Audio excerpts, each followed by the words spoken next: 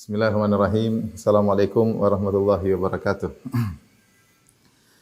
Alhamdulillahi ala ihsanih wa syukru lahu ala taufiqihi wa amtinani wa asyhadu an la ilaha illallah wahdahu la syarika lahu ta'ziman li sya'ni wa asyhadu anna Muhammadan abduhu wa rasuluhu da'ila ridwani. Allahumma salli alaihi wa ala alihi wa ashabihi wa ikhwani. Para ibu-ibu dan ikhwan yang dirahmati oleh Allah Subhanahu wa taala, Majelis Ta'lim Maha ya.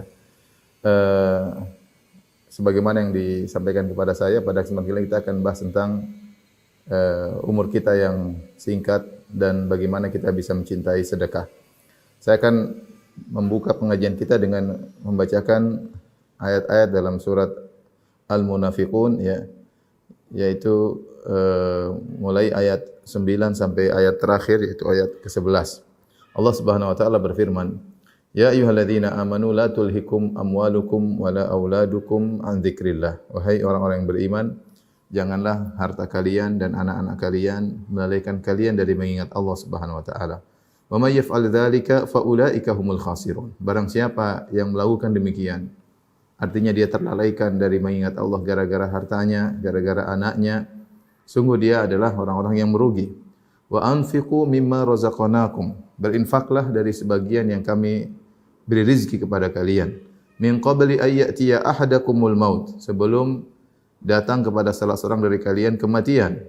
Fayaqula rabbi laula akhartani ila ajalin qarib. Maka lantas dia berkata, ya Rabbku, tundahkanlah kematianku barang sebentar saja. Buat apa? Fa asaddaqa wa akum minas salihin. Aku ingin bersedekah dan aku akan menjadi termasuk orang-orang yang saleh. Kata Allah, wala yu'akhirallahu nafsan idza jaa ajaluha. Allah tidak akan menunda kematian suatu jiwa jika telah tiba ajalnya. Wallahu khabirum bima ta'malun. Sungguhnya Allah Maha mengetahui tentang apa yang kalian kerjakan. Ayat ini sangat jelas bagaimana Allah mengkaitkan antara singkatnya umur dengan pentingnya bersedekah ya. Ya, kita tahu bahwasanya di antara angan-angan yang kalau bisa diutarakan oleh seorang yang dalam kondisi ihtidhar, yaitu menghadapi sakaratul maut, dia ingin sekali bisa ditunda kematiannya barang sebentar, barang setengah jam. Buat apa? Untuk dia bisa mensedekahkan harta yang masih dia miliki. Tetapi waktunya sudah lewat, sudah tidak bisa. Ya. Sehingga Allah mengatakan wala yu'akhirallahu nafsan idza jaa ajaluha. Kalau sudah tiba waktunya ya, ajalnya, Allah tidak akan bisa menunda meskipun hanya sedetik. Dan Allah Maha mengetahui apa yang kalian lakukan. Timbul pertanyaan, kenapa orang yang jika di sakaratul maut ya, dia berkeinginan untuk bisa bersedekah? Apa rahasia sedekah ya? Kita tahu banyak amal soleh banyak, dan semua yang salat ya, kemudian puasa, berbakti sama orang tua, ini juga amalan-amalan hebat, bukan cuma sedekah. Tapi Allah ingatkan dalam ayat ini tentang orang-orang ingin bersedekah. Bisa jadi orang ini yang akan meninggal dunia ini punya harta yang banyak ya. Yang seandainya dia diberi umur, dia akan bisa beramal soleh yang banyak dengan sedekah, dan bisa jadi dia juga tahu tentang agungnya sedekah. Ya, maka ini ayat peringatan bagi kita ya, agar kita jangan terpedaya dengan kesehatan yang kita miliki, dengan kekayaan yang kita miliki, karena jika tiba ajal, kesehatan, kekayaan tersebut tidak akan bisa menunda ajal kita sedetik pun. Tidak sebagaimana sebagian orang kafir, orang musyrikin yang Allah sebutkan tentang sifat mereka. Kata Allah, alladzi jama'a mala wa addada, yang mengumpulkan harta dan menghitung-hitungnya. Yahsabu anna malahu akhladah, dia menyangka bahwasanya harta yang dia kumpulkan itu akan menunda kematiannya, akan mengkekalkannya. Kalla, kata Allah, tidak, sekali-sekali tidak. La yumbadzanna fil hutama, dia akan dilemparkan dalam neraka jahanam. Jadi harta yang kita miliki ya, dolar yang kita miliki, emas batangan yang kita miliki, mobil yang kita miliki, rumah yang kita miliki tidak akan mengurangi ya, atau tidak akan menambah umur kita sedetik pun. Jika telah tiba ajal, maka kita akan dipanggil oleh Allah Subhanahu wa taala, tidak bisa tertunda sedikit pun sama sekali di sisi Allah Subhanahu wa taala. Dari sini ada dua hal yang perlu kita ingatkan. Pertama, kita harus saling mengingatkan diri kita tentang namanya kematian. Berbicara tentang kematian adalah pembicaraan yang memang tidak menyenangkan ya. Karena kalau kita sudah berbicara tentang kematian, banyak mungkin kesenangan yang harus kita lepaskan ya. Makanya Nabi SAW sendiri mengatakan dalam suatu hadis, Aktsiru min dzikri hadhimil ladzat. Kata Nabi sallallahu alaihi wasallam, perbanyaklah untuk mengingat penghancur kelezatan. Rasulullah menyuruh kita untuk berbanyak mengingat penghancur kelezatan, yaitu al-maut, yaitu kematian. Ini isyarat bahwasanya kalau orang ingat kematian, hidupnya menjadi tidak begitu tentram karena dia gelisah, dia akan dipanggil oleh Allah Subhanahu wa taala. Ya. Oleh karena pembicaraan tentang kematian memang mungkin kurang menyenangkan, tapi kita harus bicarakan. Karena kita semua, wahai Bapak-bapak dan Ibu yang dirahmati Allah Subhanahu wa taala, kita semua sekarang sedang ngantri menuju titik yang sama. Dan kita dalam antrian, tidak seorang pun dari kita keluar dari antrian tersebut, itu menuju titik kematian. Dan jika sudah tiba kematian, tidak ada yang bisa lolos. Makanya Allah Subhanahu wa taala berfirman, "Aina ma takunu yudrikumul maut walau kuntum fi burujim musyayyadah." Dimanapun kalian berada, maka kalian akan didatangi oleh kematian. Meskipun kalian berada dalam benteng yang kokoh, siapapun dia, mau jenderal, mau presiden, mau panglima, meskipun dikawal oleh mungkin ribuan pasukan, jika telah datang kematian maka semua itu tidak bermanfaat, ya. Jika telah datang ajal, ya. Ya. Seorang ingin lari dari kematian, maka kematian akan mengajarnya. Dan di antara rahmat Allah Subhanahu wa taala, Allah Subhanahu wa taala memberikan kita peringatan-peringatan. Kata Allah Subhanahu wa taala, "Wa ja'akumun nadhir." Telah datang peringatan bagi kalian. Dan di antara peringatan tersebut adalah perubahan kondisi tubuh kita. Ini peringatan bahwasanya kita akan menuju pada titik kematian. Ya. Allah menciptakan kita dari min dha'fin, dari kelemahan, dari kita masih kecil, kemudian lemah. Ya, thumma ja'ala min ba'di dha'fin quwwah. Setelah itu Allah menjadikan kita menjadi kuat, jadi remaja, menjadi seorang yang kuat, ya, pemuda, pemudi yang kokoh. Setelah itu Allah menjadikan setelah kekuatan dha'fan wa syaibah, menjadi lemah dan menjadi tua. Ya. Mulailah tidak terasa umur kita sudah melewati 40 tahun, ya. Di antara kita ada yang sudah melewati 50 tahun. Mulai tanda-tanda ketuaan nampak pada diri kita yang tadinya sebagian kita mungkin rupawan, tampan, cantik jelita. Mulailah berkurang itu semua, mulai keriput wajahnya, ya. Meskipun dia sudah pergi ke salon, meskipun sudah tetap aja namanya tua mulai tampak, ya.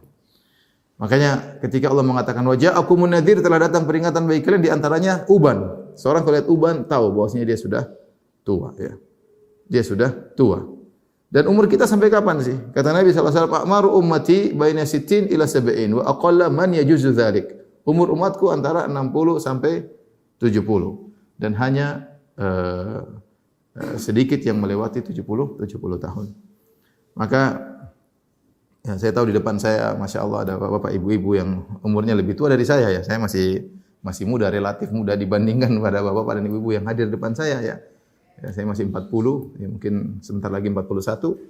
Ya, tapi di depan saya ada yang lebih dari 45, ada yang lebih dari 50, ya. Ya, dan semakin mendekat kepada titik pertemuan dengan Allah Subhanahu wa taala, ya. Kita tidak tahu siapa yang duluan sampai, ya. Bukan berarti yang lebih muda belakangan. Bukan berarti yang lebih sehat belakangan. Bukan berarti yang lebih kaya belakangan. Tidak mesti. Ya, namun biasanya yang berusia lebih lanjut lebih dahulu ketemu dengan Allah Subhanahu wa taala. Nah, ini pertanyaan, kita semua akan bertemu dengan hari tersebut. Apa yang sudah kita persiapkan untuk bertemu dengan hari tersebut? Sementara hari tersebut tidak bisa kita hindari. Ya. Ikhwan dan akhwat, bapak dan ibu dirahmati Allah Subhanahu wa taala. Nabi SAW menyebutkan tentang orang yang memikirkan apa yang dia persiapkan sebagai orang-orang yang cerdas. Ya, ketika Nabi SAW ditanya siapa orang mukmin yang cerdas, maka Nabi SAW menjawab, "Aktsaruhum lil mauti dzikran wa ahsanuhum lima ba'dal mauti istidadan." Kata Nabi SAW, "Ulaikal aqyas." Orang-orang yang cerdas di antara umatku adalah orang yang sering mengingat kematian, dan dia, ya, paling terbaik persiapannya untuk bertemu dengan kematian. Dia paling baik persiapannya untuk bertemu dengan kematian, untuk persiapan hari setelah kematian. Karena dia tahu bahwasanya kehidupan yang dia jalani sekarang ini, ya, hanyalah sementara, senda gurau dan cepat selesai. Hanya 60 sampai 70 tahun, setelah itu dia akan masuk dalam alam barzakh yang entah berapa ratus tahun, berapa ribu tahun. Setelah itu dia bangkitkan di padang mahsyar menjalani proses dari hisab sampai sirat sekitar 50.000 tahun, setelah itu dia masuk surga atau masuk neraka, menghadapi kehidupan yang abadi selama-lamanya. Sehingga dia tahu bahwasanya kehidupan dia 60 tahun ini jika dibandingkan dengan kehidupan di alam barzakh fase berikutnya, dibandingkan dengan fase ketika dia dibangkitkan di padang mahsyar sampai ribuan tahun, sampai surga dan neraka, maka sungguhnya kehidupan 60-70 tahun ini hanyalah sebentar. Hanyalah sebentar.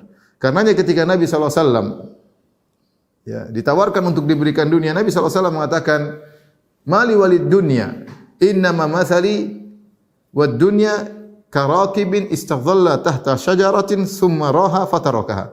Apa urusanku dengan dunia, kata Nabi SAW. Sungguhnya permisalanku dengan dunia seperti seorang yang sedang dalam perjalanan kemudian mampir di bawah sebuah pohon.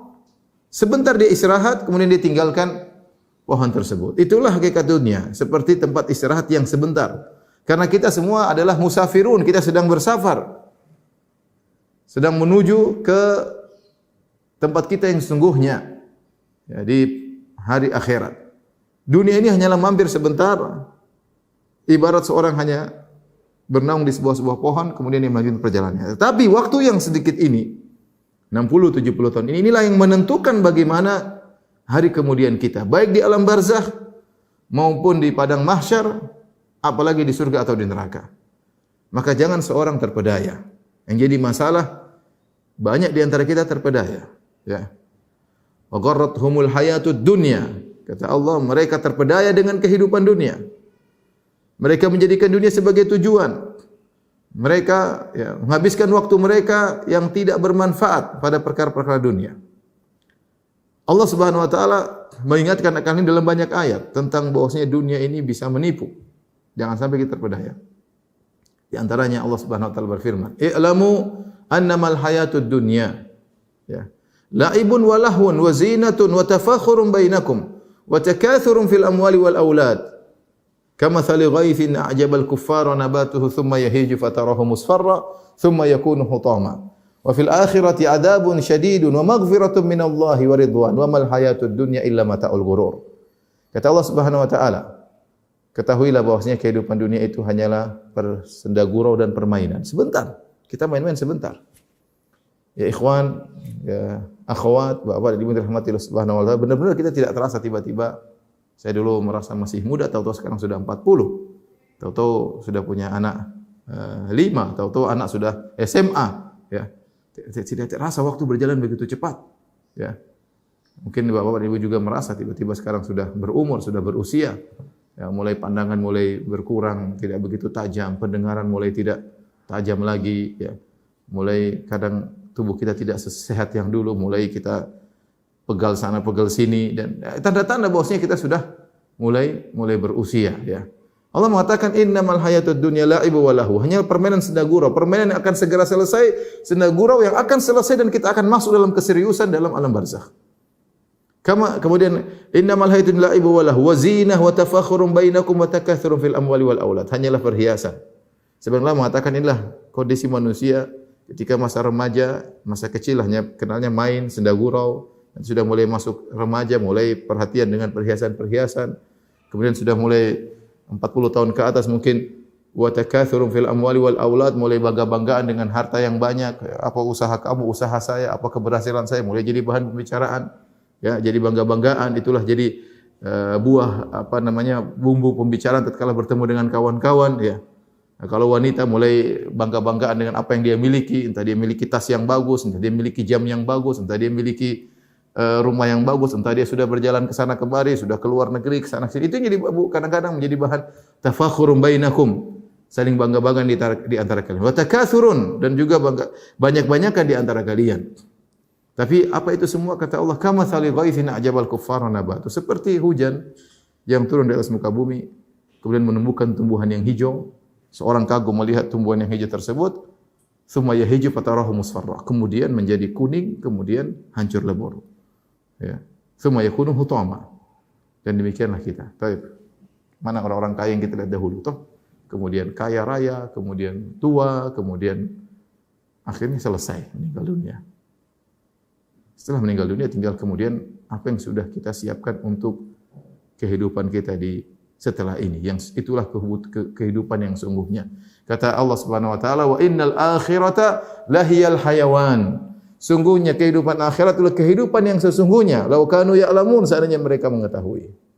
Ya. Fala tagurrannakumul hayatud dunya. Jangan kalian terpedaya dengan kehidupan dunia. Baik. Orang yang lupa dari kematian, tidak ingin ingat akhirat, maka dia akan ditimpa dengan 3 perkara. Ini perkataan para salaf, ya. 3 perkara itu apa? Pertama, dia malas beribadah, ya. Dia malas beribadah. Kalau dia berdosa, tidak segera bertobat. Kemudian yang ketiga, dia tidak pernah qanaah. Ini 3 penyakit yang menimpa orang yang jarang mengingat kematian. Ya. Kenapa dia merasa masih hidup, hidupnya masih panjang? Kalau dia berdosa tidak segera bertobat. Kemudian kalau ibadah malas-malasan. Kemudian kalau punya harta dia tidak qanaah. Tapi kalau orang selalu ingat kematian, ya, dia tahu dia akan meninggalkan dunia ini kapan saja tiba-tiba Allah bisa panggil mencabut nyawanya, ya. Apalagi di musim pandemi begini, sebenarnya kita dengar sebagian ini orang kaya ini meninggal, orang kaya ini meninggal, pemilik perusahaan ini meninggal, ya, bos ini meninggal, ya. Subhanallah. Kekayaannya tidak bisa menunda kematiannya sedikit pun. Ya, tapi kalau orang sering ingat kematian, maka dia akan rajin beribadah. Sudah pasti. Karena dia akan persiapan untuk bertemu dengan hari esok. Sudah pasti kalau dia berdosa dia segera bertobat. Ya. Dan sudah pasti dia qanaah dengan apa yang dia miliki. Karena dia tahu bahwasanya semakin banyak yang dia miliki, semakin panjang hisabnya. Ibu-ibu yang dirahmati oleh Allah Subhanahu wa taala, maka di antara persiapan yang baik, yang matang untuk bertemu dengan hari kiamat adalah beramal soleh, di antaranya adalah banyak bersedekah. Banyak bersedekah. Inilah kenapa Allah Subhanahu wa taala ingatkan tentang kaitkan antara ajal dengan sedekah. Ya, kata Allah Subhanahu wa taala, "Wa anfiqu mimma razaqnakum min qabli ayati ahadakumul maut." Bersedekahlah dari sebagian yang kami berikan kepada kalian sebelum datang kematian bagi kalian. Allah tidak menyuruh kita bersedekah secara total keseluruhan. Allah minta kita bersedekah sebagian daripada yang kita miliki, ya. Sebagian daripada yang kita miliki, ya. Kemudian kata Allah Subhanahu wa taala, ya, fayaqula rabbi laula, kalau sudah datang kematian, maka dia akan berangan-angan, ya Rabbi, tundalah kematianku sedikit saja, sebentar saja. Fa asaddaqu, aku akan bersedekah. Wa aku minas salihin, dan aku akan termasuk orang yang saleh. Tapi Allah mengatakan tidak akan tertunda sama sekali. Maka untuk menggerakkan hati kita untuk semangat bersedekah, kita perlu berbicara tentang keutamaan sedekah.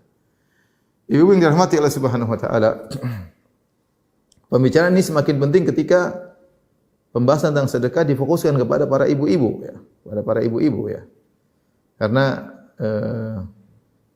sebagian keluarga kita dapati, ya, yang paling berpengaruh adalah istrinya, ya. Terkadang seorang suami menjadi dermawan atau menjadi pelit, di balik rahasia dia dermawan atau pelit ternyata istrinya. Bisa jadi seorang lelaki sangat dermawan, kenapa? Karena istrinya yang memotivasi selalu, bersedekah mas, bersedekah bang, papi sedekah papi. Ya. Tapi bisa jadi seorang suami menjadi pelit, bahkan pelit kepada ibunya sendiri, pelit kepada kakak dan adiknya. Kenapa? Rahasianya siapa? Istrinya yang kurang ajar. Istrinya yang menghalang-halangi dia untuk bersedekah. Jangan papi bersedekah, kita lagi banyak kebutuhan. Anak-anak bagaimana? Ya. Bagaimana rumah, bagaimana mobil, bagaimana. Sampai akhirnya sang suami pelit kepada ibunya sendiri, pelit kepada bapaknya sendiri, pelit kepada kakak dan adiknya. Ya. Karenanya ibu-ibu ini sangat penting dalam menjadikan suatu keluarga yang tumbuh dalam kecintaan terhadap bersedekah di jalan Allah Subhanahu wa taala. Apa sih keutamaan sedekah? Keutamaan sedekah, ya. Mungkin kalau kita bicarakan bisa kita bagi dalam beberapa, ya, keutamaan sedekah berkaitan dengan keutamaan di dunia maupun berkaitan dengan keutamaan di akhirat. Mungkin saya bagi, ya. Keutamaan sedekah sangat banyak, ya.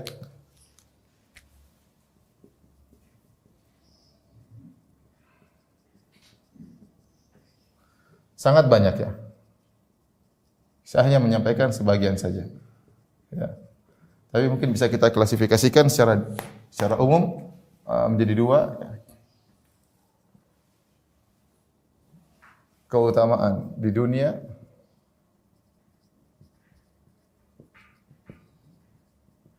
kemudian keutamaan di akhirat.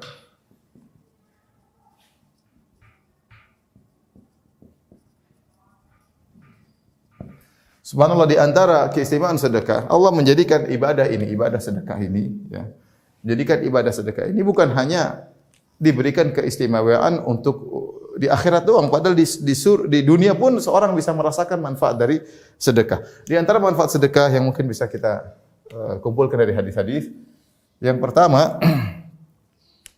adalah menjadikan dada lapang. Menjadikan dada lapang. Itu bahagia. Ya, menjadikan dada lapang. Dan ini datang dalam banyak hadis yang menunjukkan akan hal ini. Di antaranya Nabi SAW menjelaskan tentang perumpamaan antara al-mutasaddiq dengan al-bakhil. Kata Rasulullah SAW, perumpamaan orang yang suka dermawan dengan orang yang bakhil. Seperti seorang memakai jubah yang terbuat dari besi. Ya. Kalau orang yang besi tersebut menutupi seluruh baju besi tersebut, menutupi seluruh tubuhnya. Kalau orang yang bersedekah, setiap dia bersedekah, maka baju tadi menjadi lapang, terbuka, sehingga akhirnya dadanya pun lapang karena himpitan besi-besi tadi mulai terlepas. Berbeda orang bakhil, orang yang pelit, ya, semakin dia ingin diminta duitnya, dia semakin pelit, dan semakin pelit maka besi tersebut semakin mengekangnya, ya. Maka dadanya menjadi sempit. Makanya kata para ulama, orang kalau pelit biasanya suka marah-marah. Ada kaitannya. Suka marah-marah sama istrinya, suka marah sama suaminya, suka marah sama anaknya. Kenapa? Sedikit-sedikit dia perhitungan. Ada suami misalnya istrinya mecahin apa kayak piring, aduh, ini gimana nih piring mahal, padahal murah, tapi dia pelit. Dia selalu, ini berapa harganya? Langsung dia perhitungan. Ya. Ya sampai saya diceritain sama kawan, dia punya kawan kawan istrinya, suaminya sangat pelit. Sampai satu hari wanita ini naik mobil kemudian terjadi kecelakaan. Dia telepon suaminya, "Mas, saya ada kecelakaan mobil." Yang ditanya sama suaminya, "Gimana mobilnya? Gimana kondisi mobil?" Tidak bertanya, "Gimana kondisimu wahai sayangku, wahai istriku, wahai cintaku?" Tidak, yang ditanya, "Gimana kondisi mobilnya?" Saking pelitnya. Makanya sampai saya pernah ada seorang ibu mengatakan, "Benar Ustaz, suami saya suka marah-marah, ternyata memang dia pelit." Kenapa orang kalau sudah pelit, dadanya sempit, suka emosian, tidak menerima dengan takdir, ada apa sedikit marah, ada hartanya hilang sedikit marah. Ya, tapi kalau orang bersedekah, ya, dermawan, dadanya lapang, ya. Jadi jadikan dadanya lapang, ya. Di antaranya Nabi sallallahu alaihi wasallam memperumpamakan orang dermawan dengan orang yang, ya, baju besinya longgar sehingga lapang dalam bernapas. Di antaranya yang menunjukkan orang yang bersedekah dadanya lapang, dia membahagiakan,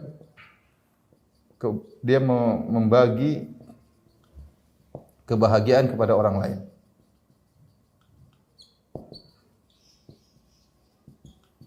Dan kita punya kaidah yang masyhur dalam Islam, yaitu al-jaza min jinsil amal, yaitu balasan sesuai dengan perbuatan. Maksudnya apa? Kalau Anda membagikan kebahagiaan kepada orang lain, Anda akan diberi kebahagiaan oleh Allah Subhanahu wa taala. Sesuatu yang dibagi tidak akan habis kebahagiaan. Kebahagiaan Anda akan bahagia. Itu. Makanya saya tidak cerita omong kosong. Saya punya ustaz sudah meninggal, namanya Ustaz Abu Sa'ad rahimahullahu taala. Sejak saya kenal dia pertama kali, saya tahu dia orang sangat dermawan. Makanya ketika saya menikah, waktu saya menikah saya tidak punya apa-apa, ya. Saya punya uang mahar aja waktu itu saya menikah di Yogyakarta dengan seorang wanita tentunya, yaitu istri saya yang sekarang, bukan yang lain. Kemudian saya nikah dengan dia. Modal saya itu cuma 70.000. Saya malu mau kasih mahar berapa. Saya tidak punya uang kecuali 70.000 rupiah. Akhirnya saya pinjam sama ustaz saya yang lain, pinjam 70.000, jadi mahar saya 140.000.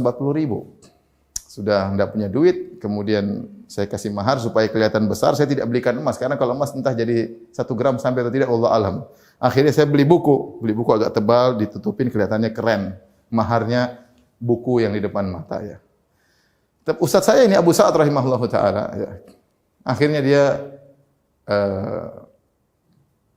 mengosongkan rumahnya. Dia bilang, "Ya Firanda, udah kamu bulan madu di rumah saya aja." Saya bingung bulan madu di mana? Rumah enggak ada, kontrakan enggak ada. Ini saya bulan madu di rumah dia berhari-hari, hampir 3 hari ya. 3 hari saya bulan madu di rumah dia ya, karena setelah itu saya harus berangkat ya. Dan dia meninggalkan rumahnya, entah dia tidur di mana, istrinya tidur di pondok. Subhanallah, saya tidak bayangkan itu ustadz kosongkan rumahnya untuk muridnya yang bukan siapa-siapa, bulan madu di rumahnya. Saya kira ini ustadz luar biasa. Setelah itu kita lihat ternyata ustadz ini rahimahullahu taala di mana ada bencana dia selalu ada di situ. Dalam negeri maupun luar negeri. Kalau tanya dia sudah ke Yaman, iya. Dia sudah ke Suriah, iya. Juga ke Palestina, iya. Sudah ke Afghanistan, iya. Akhirnya saya ke Madinah, sekolah di Madinah. Saya ketemu dengan seorang Pakistan, teman sekelas dengan saya. Dia tanya, "Firanda, kau kenal dengan Abu Sa'ad?" Saya bilang, "Ya, saya kenal." "Kenapa?" "Itu orang bangunkan rumah teman saya tidak digaji sama sekali." Maksudnya dia jadi tukang bangunin rumah teman di Pakistan sana dan dia tidak ngambil upah sepeser pun. Jadi orang kalau sudah dermawan, hatinya lapang, Allah beri ke dia kebahagiaan. Dia kecanduan untuk membantu orang lain. Bencana dimanapun di Indonesia ini, mau dimanapun, mau di Aceh, dia selalu hadir.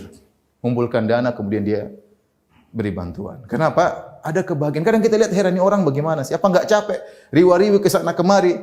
Tapi kita tidak tahu kebahagiaan yang dia rasakan. Allah berikan dia dengan syarat dia melakukannya dengan tulus ya. Kalau orang riya, dia sengsara. Saya bicara tentang orang yang bersedekah, yang berbuat baik kepada orang lain dengan keikhlasan, maka Allah akan berikan dia kebahagiaan. Bahkan kecanduan untuk berbuat kebahagiaan, untuk membagikan kebahagiaan kepada orang lain. Dalam hadis juga Nabi SAW ya, ditanya oleh orang tentang obat hati keras. Apa membuat hati supaya lembut? Apa obatnya?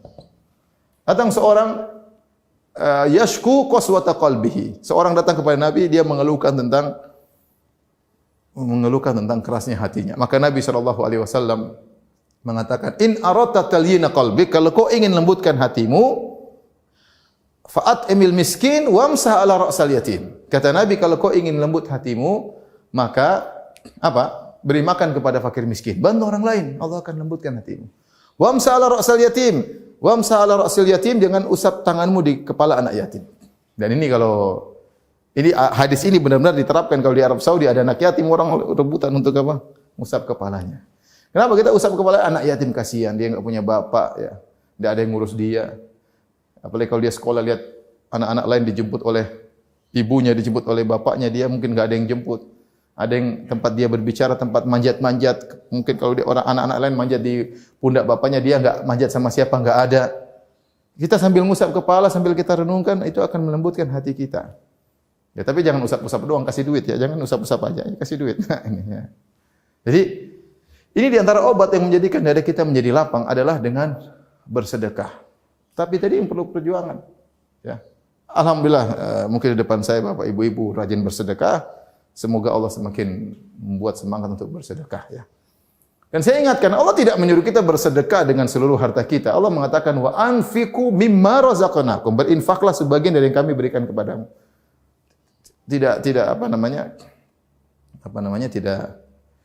Tidak semua harta kita ya.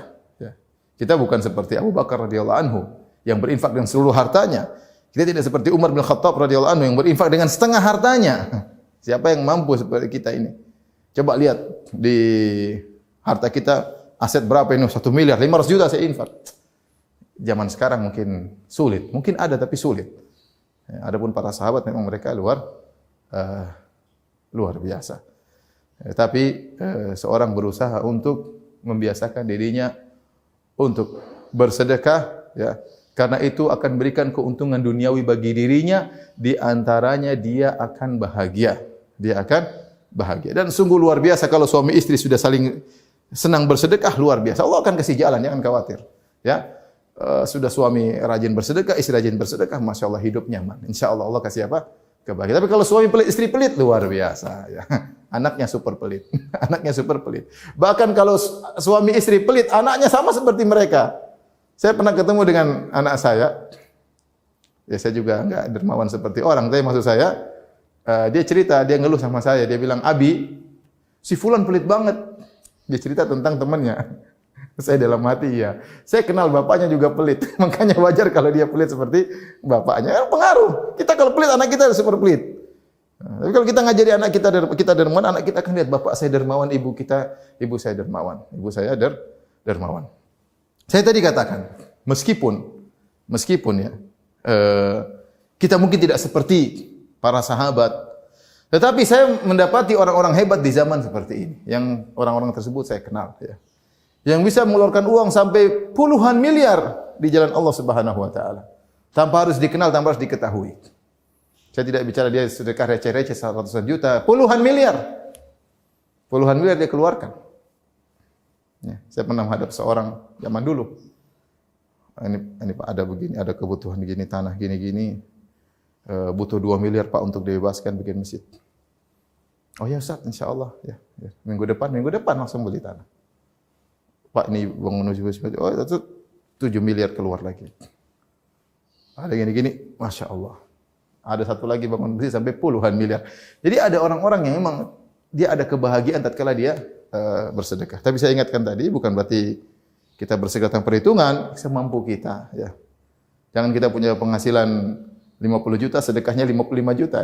Ya, maksud saya yang logis, kita punya sisa untuk anak kita, istri kita, oke.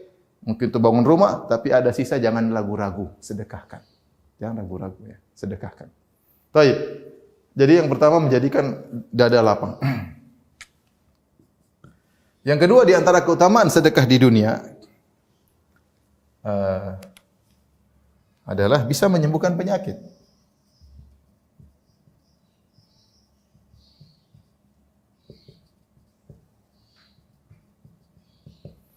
Kata Nabi sallallahu alaihi wasallam dalam hadis, "Dawu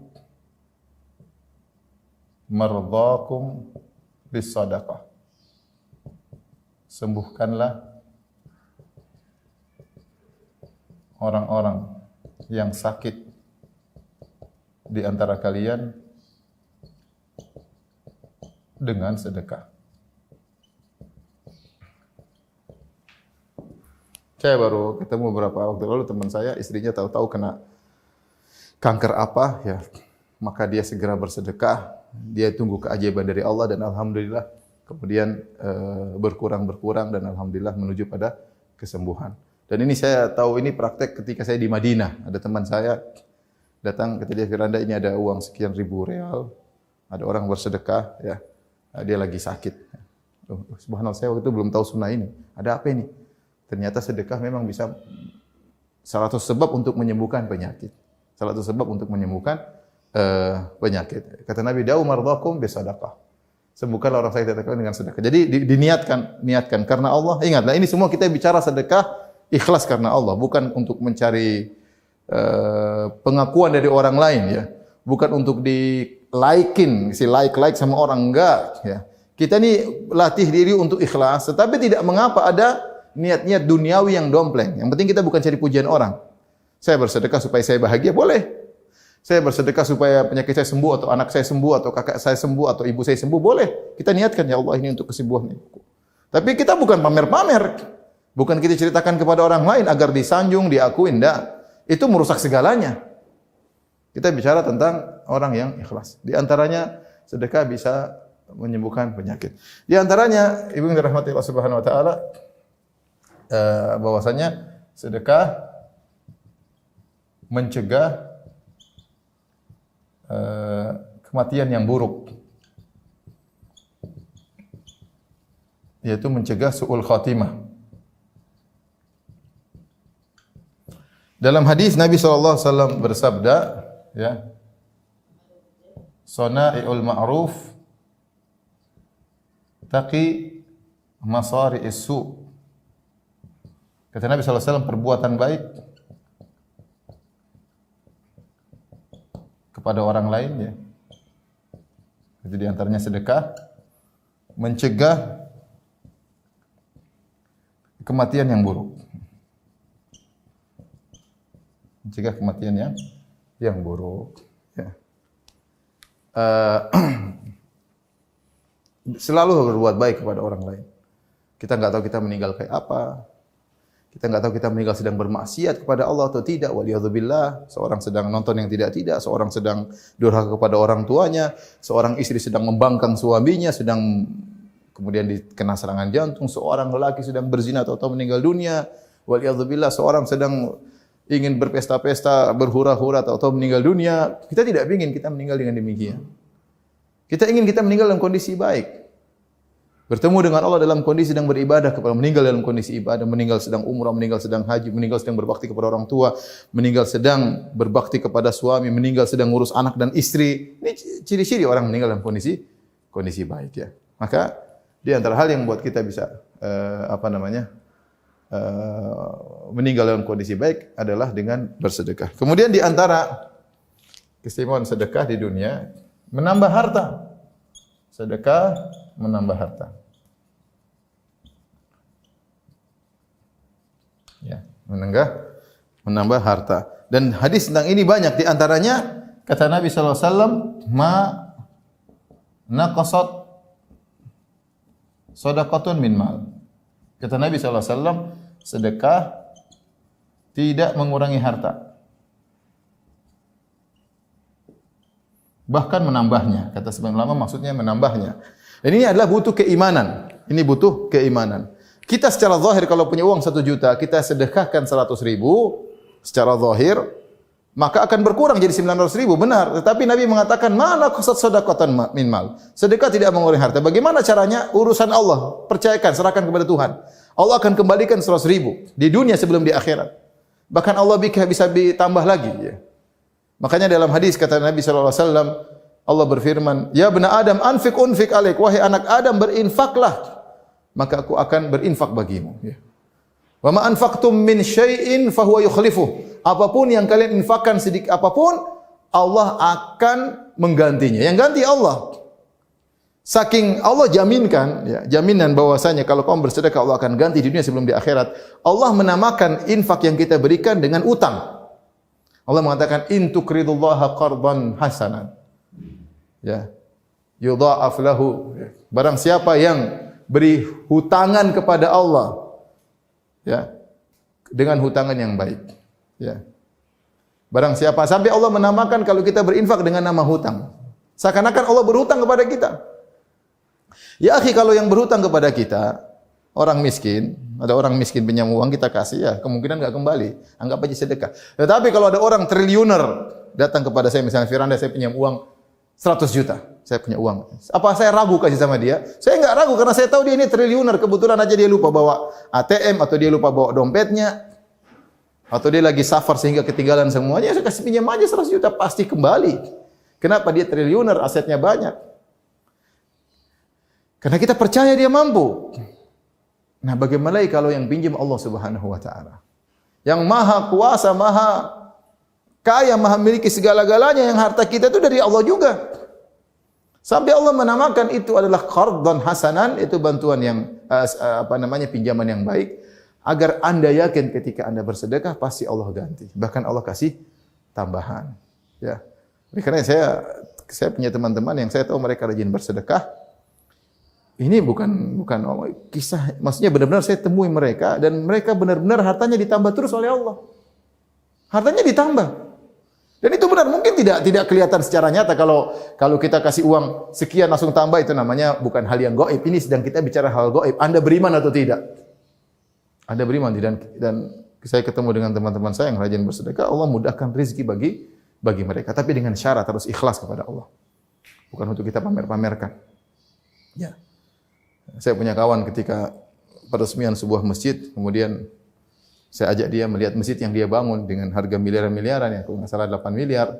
Ketika disebut namanya, terima kasih kepada Bapak Fulan, wajahnya merah, benci. Kenapa disebut nama saya, dia marah. Dia tidak ingin diketahui orang.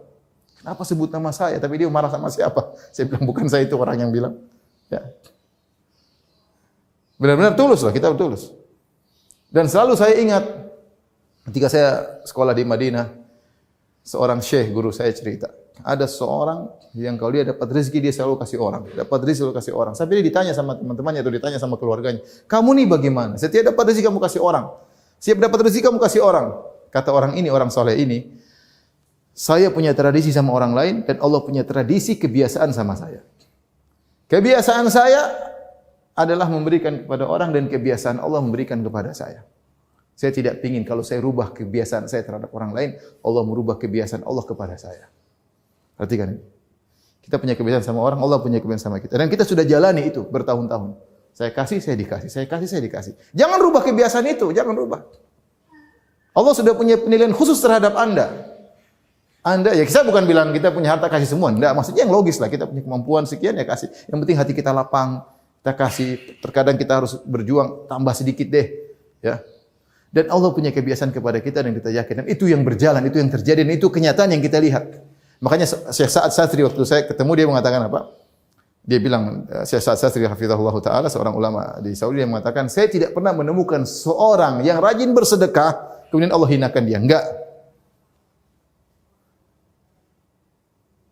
Saya tidak pernah bertemu dengan seorang yang rajin bersedekah, Allah hinakan dia. Contoh nyata ini saya bicara, saya punya teman 2 orang itu yang kalau nyumbang miliar-miliar, subhanallah. Di saat-saat pandemi begini, bisnis mereka tidak jatuh. Dia punya pegawai mungkin 1000, tidak ada yang dipecat sama dia. Artinya benar-benar. Satunya lagi, alhamdulillah Ustaz saya dapat proyek 1 triliun. Alhamdulillah. Di musim pandemi seperti ini dia dapat proyek. Saya bilang itu Allah jaga. Saya tidak ngomong sama mereka, tapi dalam hati saya bilang itu Allah jaga mereka. Kenapa selama ini mereka senantiasa bersedekah? Di saat-saat sulit Allah beri kemudahan. Allah tambah harta mereka di saat-saat pandemi. Ya. Dan subhanallah demikian yang terjadi. Ya sebagian tetap diuji. Artinya bukan berarti kalau diuji harta berkurang berarti tidak rajin beribadah, tidak. Tapi saya bilang ada orang yang Allah uji, ada orang yang Allah seperti itu dan itu kenyataan yang saya lihat di mata kepala saya sendiri. Baik. Ini di antara keutamaan-keutamaan di dunia ya.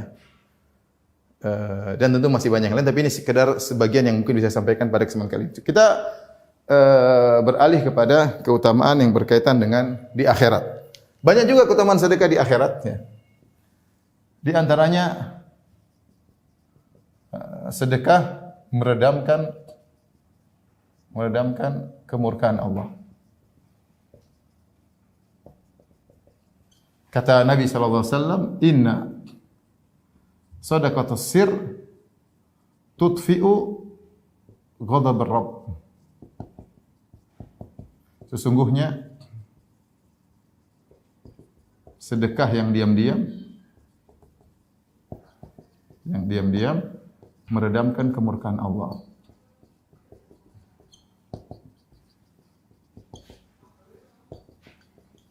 Meredamkan kemurkaan Allah Subhanahu wa taala. Dan ini ada kisah yang ma'ruf dari Ali bin Husain bin Ali bin Abidin, yaitu anaknya Husain bin Ali, cucunya Nabi SAW, cicitnya Nabi, namanya Ali bin Husain, dikenal dengan Zainal Abidin. Beliau sering bersedekah, selalu mengangkat gandum di malam hari, kemudian dia berikan kepada fakir miskin. Tidak ada yang tahu. Bagaimana ketahuannya?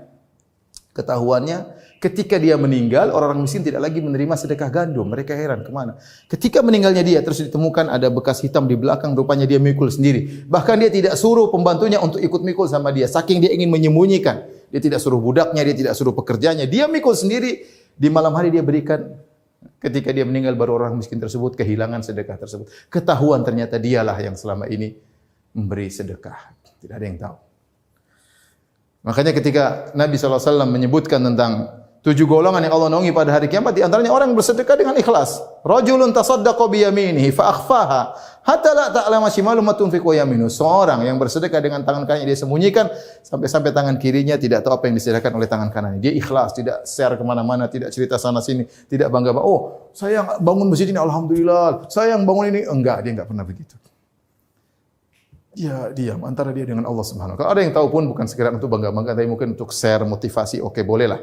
Tapi dia berusaha sembunyikan. Sampai tangan kirinya yang merupakan bagian dari tubuhnya tidak tahu apa yang diinfak oleh tangan kanannya. Menunjukkan bagaimana usaha dia untuk menyembunyikan sedekah yang dia lakukan. Kenapa? Shadaqatus sir tudfi'u ghadabar Rabb. Sungguhnya sedekah yang dilakukan diam-diam akan meredamkan kemurkaan Allah Subhanahu wa taala ya. Ini di antara keistimewaan sedekah di akhirat ya. Di antara sedekah diam-diam caranya, kalau Anda tahu ada saudara Anda, kawan yang jualan, udah beli enggak usah ditawar. Kita bisa nawar nih, misalnya dijual berapa? 100.000, kita bisa tawar jadi 70.000. Tapi kita bersedekah dengan tetap menjaga harga dirinya, kita enggak usah tawar. Sudah 100.000. 30 kita niatkan sedekah. Itu di antara contoh sedekah tidak diketahui. Ya. Jangan sudah teman jual 100.000, wah 50.000 ya, kita kan kawan. Malah dikurangi lagi harganya, udah tahu dia setengah mati. Jangan ditawar sudah. Kecuali kita sama-sama miskin, oke lah kita nawar. Kalau kita punya duit, dia lagi miskin, udah bayar aja, enggak usah nawar. Itu di antara sedekah. Enggak usah bilang, saya bisa tawar loh, tapi saya udah, yang tahu cuma Allah. Sudah enggak usah bilang-bilang. Enggak usah tawar, kasih aja. 30.000, kita kalau tawar kita bisa 70.000, 30.000-nya kita niatkan sedekah karena Allah Subhanahu wa taala. Tapi di antara keistimewaan sedekah berkaitan dengan hari akhirat adalah sedekah menjadi naungan pada hari kiamat.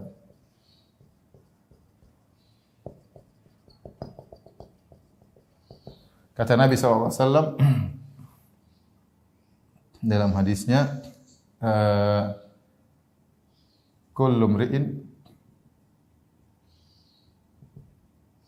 fi dhilli sadaqatihi yaumal qiyamah hatta yuqda bainan nas.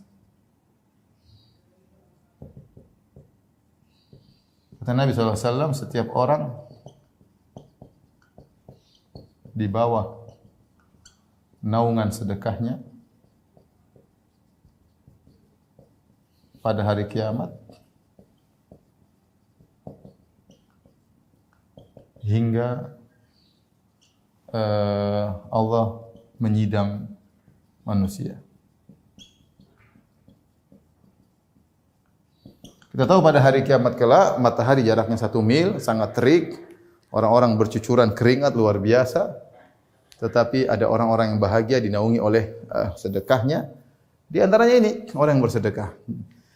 Matahari yang begitu terik akan ada sedekahnya datang menaunginya. Semakin banyak sedekahnya, naungannya semakin besar. Semakin banyak naungannya, semakin semakin banyak sedekahnya, semakin banyak naungannya. Maka jangan kita ragu-ragu. Sedekah yang untung kita sendiri. Yang untung kita sendiri, ya. Yang untung kita sendiri, ya. Kemudian di antaranya secara umum, ya, bahwasanya sedekah adalah aset bagi kita di akhirat. Ya. Semua yang kita sedekahkan itulah yang tersisa. Ya, kaidah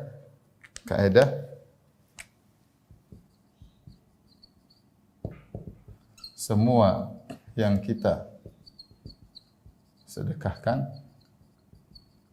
itulah yang tersisa. Ini kaidah diambil dari hadis Nabi sallallahu alaihi wasallam. Ketika Nabi sallallahu alaihi wasallam memotong-motong kambing, kemudian Rasulullah SAW menyuruh Aisyah untuk bagi-bagi kepada orang-orang tetangga-tetangga, kepada orang miskin. Maka Aisyah bagi-bagi kambing tersebut. Setelah itu Nabi bertanya, ya, hal baqiya minha, ya Aisyah, apakah masih ada sisa kambing yang belum dibagi? Kata Aisyah radhiyallahu anha, lihat jawaban Aisyah. Ma baqiya kulluha illa katifaha. Kata Aisyah, tidak ada yang tersisa wahai Rasulullah kecuali pundak kambing yang belum saya bagi. Kata Aisyah, dia berbicara zahirnya, tidak ada yang tersisa dari kambing kecuali tinggal katif, yaitu pundak kambing. Nabi mengatakan sebaliknya. Baqiya kulluha illa katifaha. Justru yang sudah disedekahkan semuanya itu yang tersisa. Yang belum disedekahkan itu yang tidak tersisa. Ini logika kita. Ya, kita boleh, saya tidak larang ibu beli ini, beli anu, silakan, tapi punya aset dong di akhirat.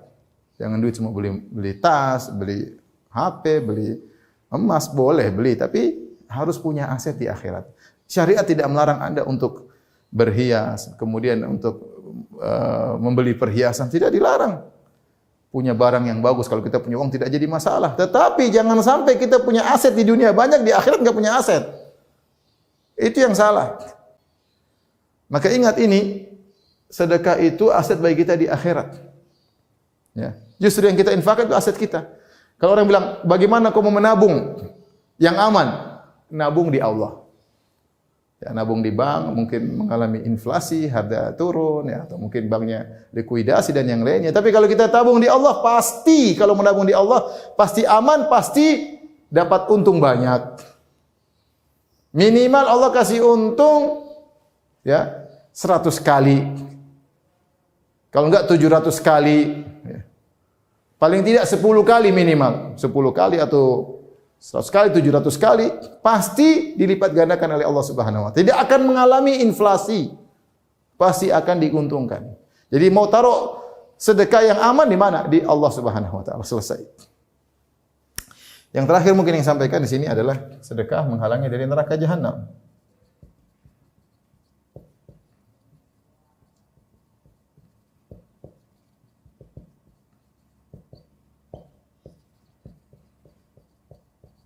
Ada dua hadis yang berkaitan dengan ini. Pertama hadis yang pertama, ya.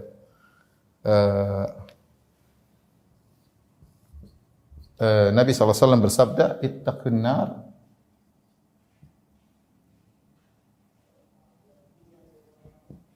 walau bisyikki tamrah." Kata Nabi SAW, cegahlah neraka meski dengan sepenggal korma. Jadi Nabi menyuruh kita untuk banyak bersedekah. Di antara yang paling mudah menghalangi kita dari neraka adalah sedekah. Ya, dalam ini hadisnya awalnya kata Nabi SAW, "Ma minkum min ahadin illa sayukallimuhu rabbuhu, laisa bainahu wa bainahu tarjuman, fayanzuru ila aymana minhu." Ya. Fala yara ila amalu wa yanzuru ila asma'a minhu wa la yara ila amalahu. Fayanzuru ma baina yadayhi fala yanara ila an-nar. Kata Nabi SAW, tidak seorang pun dari kalian kecuali akan berbicara dengan Allah secara langsung tanpa ada penerjemah. Kita semua ini akan bicara dengan Allah. Allah akan hisab kita. Dia lihat sebelah kanan, tidak lain kecuali amal dia. Lihat sebelah kiri, tidak lain adalah amal dia. Lihat depan ada neraka jahanam. Kata Nabi, fattaqun nar walau bisyakki tamrah. Jagalah dirimu dari neraka meskipun hanya bersedekah sepenggal korma. Artinya Nabi ajarkan, kau tidak punya apa-apa, punya harta cuma 2 butir korma, sudah sedekah sepenggalnya. Kau tidak punya apa-apa kecuali punya uang 100 ribu, apa susahnya kau sedekah 10 ribu, 5 ribu kalau enggak punya duit, tidak ada masalah. Kalau punya uang lebih, tapi kalau enggak punya, jangan mencegah dirimu dari sedekah. Jangan mencegah dirimu dari sedekah. Ini hadis pertama. Hadis kedua berkaitan dengan wanita, ya.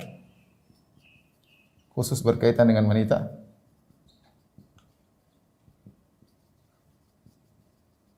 Ketika Nabi SAW sedang berkhutbah Id, setelah khutbah Nabi maju kepada barisan para wanita. Kemudian Nabi berkata, "Ya ma'syaran nisa tasaddaqna." Wahai para wanita bersedekahlah. Fa innakunna aktsaru hatabi jahannam. Kalian banyak masuk neraka. Seorang wanita tanya, "Ya Rasulullah, 5." Kok bisa ya Rasulullah kita banyak masuk neraka? Kata Rasulullah SAW, fa innakunna takfurnal ashir wa tukthirna syakat. Karena kalian para wanita suka ingkar kebaikan suami, tidak bersyukur kepada suami, kufur kepada suami. Ya. Dan kalian suka mengeluh. Nabi mengatakan, wanita banyak masuk neraka, di antaranya apa? Suka tidak bersyukur kepada suami. Suami sudah baik, tidak dihargai, suami sudah berusaha direndahkan, nuntut terus, ya, tidak bersyukur, tidak tahu banyak perempuan-perempuan yang janda setengah mati, tidak punya penghasilan, tidak ada yang perhatian, minta ini, minta berketemu dengan teman-teman, minta beli ini, minta beli anu. Suami minta pelayanan tidak dilayani, banyak wanita seperti ini kata Nabi menyebabkan mereka banyak masuk neraka, di antaranya tidak berterima kasih kepada suami. Nah, apa solusinya? Bersedekah. Maka Nabi mengatakan tasaddaqna, bersedekahlah kalian. Maka ketika itu para sahabiat langsung melemparkan emas mereka, cincin mereka, kalung mereka, anting mereka.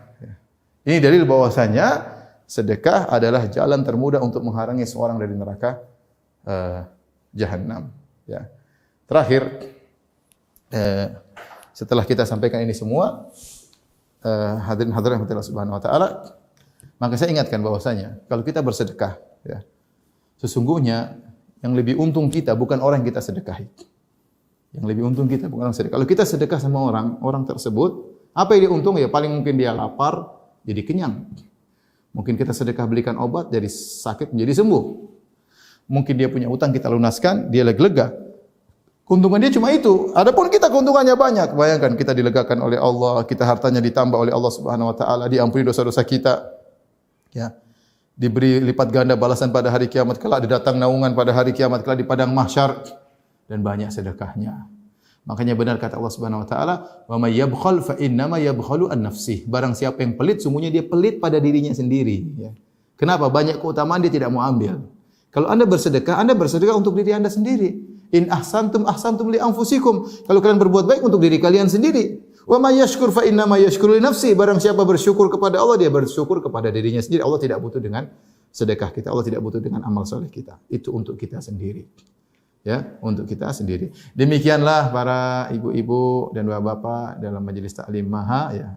Mata hati, masya Allah. Nama majelis taklimnya luar biasa, ya. Melihat dengan mata hati, bukan mata kepala, ya. Mata hati. Hati ini punya penglihatan luar biasa. Terkadang lebih tajam, ya. Maka mudah-mudahan dengan pertemuan ini memotivasi kita untuk bisa semangat beribadah, di antaranya semangat bersedekah. Mulai dari kecil-kecil, kalau kita merasa diri kita pelit, mulailah kita latihan sedikit-sedikit. Tidak mungkin habis pengajian langsung bilang, "Mas, mana uangmu kemarin? ATM mana?" Langsung kosongin. Enggak. Pelan-pelan dari 100.000, 200.000, meningkat. Itulah aset kita di akhirat kelak. Ustaz, saya istri tidak punya duit. Nah, kalau enggak punya duit, tugasnya merayu suami, pijit-pijit suami. Mas, itu anak miskin yang bantu ya. Kalau suaminya ngeluarin duit, istri juga dapat pahala. Demikian pertemuan kita, semoga ibu-ibu semua menjadi ibu-ibu yang soleha, yang cinta dengan sedekah, dan jangan lupa cinta sama suami. Wabillahi taufiq wal hidayah. Assalamualaikum warahmatullahi wabarakatuh.